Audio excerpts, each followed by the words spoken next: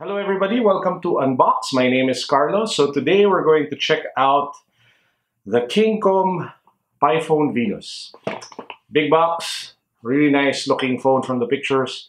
First time to actually open it together with you guys in this video, so pareho tayong hindi na alam kung ano pakikita natin, no? So a quick background, Kingcom of course, a pretty well-known brand here in the Philippines. Nagsimula sila medyo matagal na, no? Naalala ko pa nung meron akong mga Nokia phones during high school. Tapos kailangan ko sila bilan ng casing, doon ako pupunta. So, it's good to see that they're finally catching up and they're coming up with more innovative and more modern products such as this smartphone that they have. No? So, maybe we can expect more devices from them in the coming weeks and months that are more updated, that are more modern and dated to the times. No? So I also found out that they're coming out with their own line of headphones. So maybe that's something we can take a look at once we're able to get our hands on them. So game! Buksan natin yung box. So again, this is the Kingcom PiPhone Venus. Medyo may pagka-Illuminati ang box sa harap, no? Yung may triangle na may bilog. Tapos you have the picture of the phone here at the back. The Pi sign, of course, sa mga geeks sa math. This is the Pi symbol. So let's check it out. Whoa! Dapat yata hindi phone ang title nito.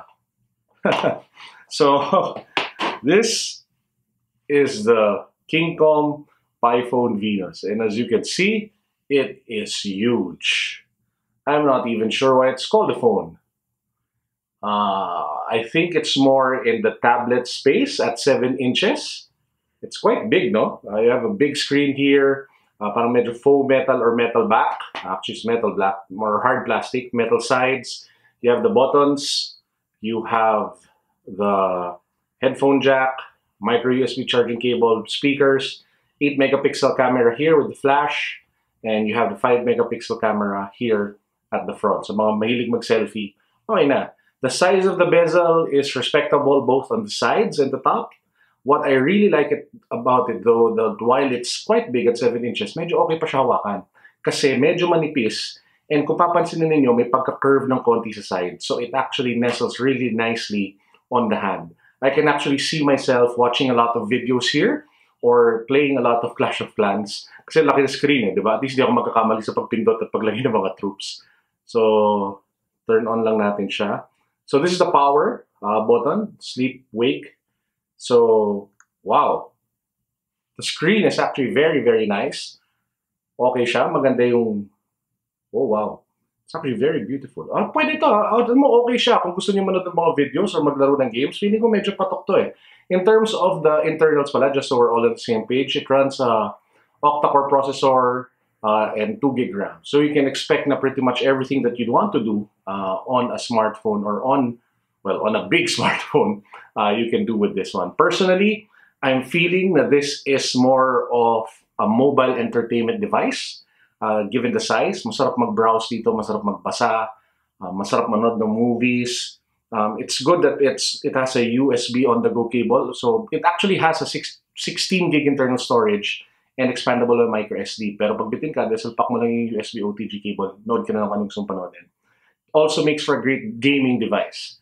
Diba? So as long as ang habol ninyo ay mobile entertainment device, you really might want to check this one out. It looks really nice. Maganda yung build niya. I don't know the price yet though, so hindi pa sinasabi sa amin ng Kingcom kung magkano yung benta, so we can't really say yet. But as soon as we do find out, we'll let you guys know. So there you go. This is the Kingcom PiPhone Venus. We'll make sure to do the full review very soon on Unbox. But before we go, let's quickly take a look at what else is inside this box. So we have the warranty card, manual, charger, earphones. Oh! It comes with a free USB on-the-go cable. Not bad. Personally, I think they should have at least put in a free case na may stand.